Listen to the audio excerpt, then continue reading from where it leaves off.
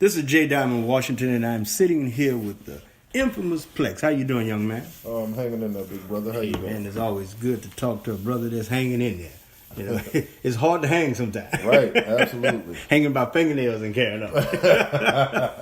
But you know, we got to take our time, and I guess we just got to hang and grab one grip at a time, trying to get back up. Huh? Absolutely. Yeah. So, how's everything been then, man? What's been going on with you in life? Well, I just recently got divorced after 23 years. My God. I've been going through a lot with that. Just lost two of my three dogs.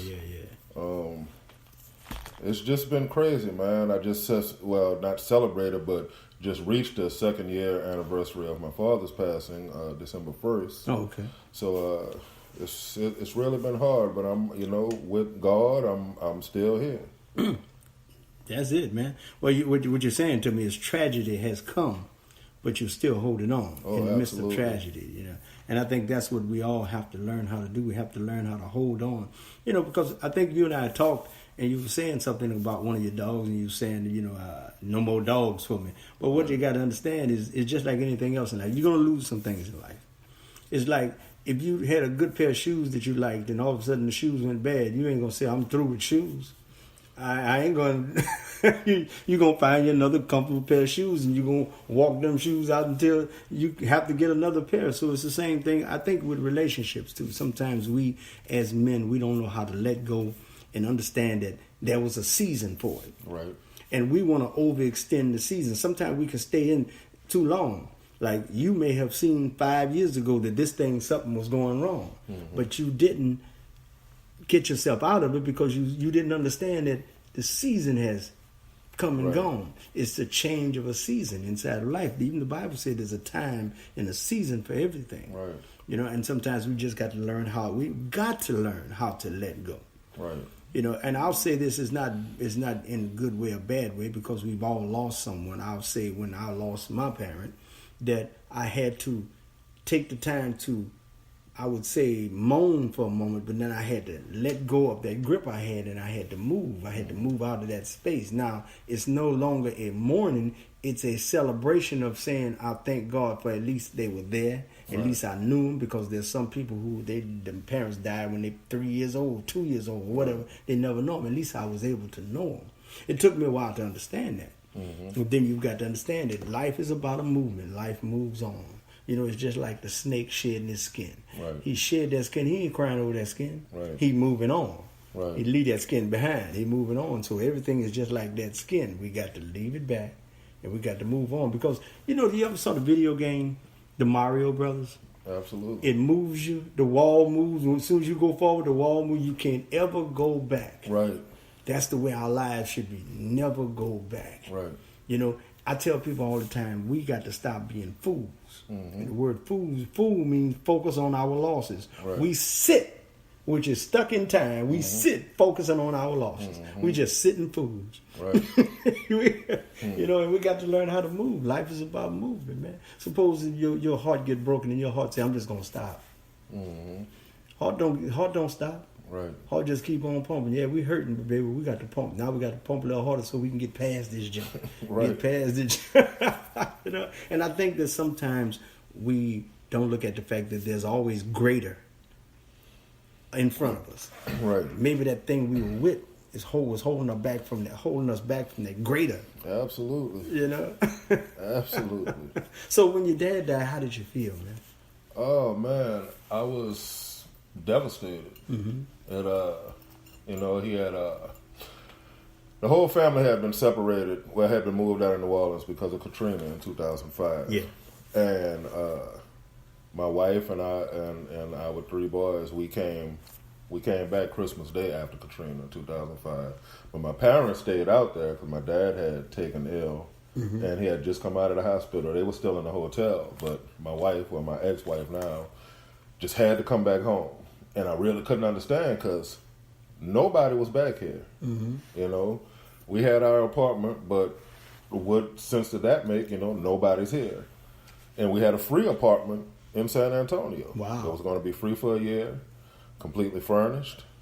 My mother had found a school for the kids where they all were going to be in the right grades. It was founded by David Robinson of the San Antonio Spurs, and we never even tried.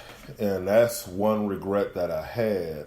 You know, we never tried. We never stayed one night in that apartment. We went from the hotel, well, from home to the hotel to back home.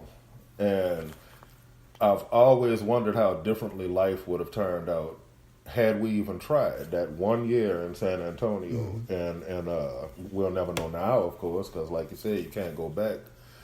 But, you know, my kids have gone through so much after returning home. My youngest, he was one type of child, and I mean, you've known him his entire life. Right. Well, he ended up returning to Bridge City School Elementary when we came home, and he got in some trouble, and he was shipped out to an alternative school. And he got arrested for the first time for having a fight. And I really thought that was tragic because I remember when we were in school, get arrested for having a fight. Not for a fight. You know, and he and the guy ended up friends years later. And it really was crazy. But from that, he got stuck in alternative schools. Right. And he went from Wagaman and then over to John Martin. And at John Martin, he got to be friends with a guy about 3 years older than him. And that guy had been in some trouble, but he really took a liking to my son, and he was looking out for him a lot and keeping him out of as much trouble. Right. So while this boy was around, my son was really starting to get it together. His grades were picking up. And even though this boy was heavy in the streets, he didn't want that for my son. You know, He had come over and he talked to us, and we had gone by his house and talked to his mom and whatnot. And he I knew he was in the street, but he was at heart a good kid. You could tell. And one night, while my son was 14, the boy was 17, and my son was supposed to be with him this night. Only by the grace of God, he wasn't. And somebody killed that boy and another one of my son's friends, and it was 3 of them together. They got shot. Would have been 4 if my son was with them. But they got shot in a playground in Wagaman through some kind of setup. Wow. And 2 of them died. 1 got messed up for life with his injuries. And I never saw my son as he was again after that. Wow. A rage grew in him that was, I mean, unbelievable. You know, he was real hurt about it and sad, and he picked himself up and he went back to school because the boy's mother told him specifically, you know, that boy loved you and he wouldn't have wanted you going crazy, trying to retaliate about what happened or nothing.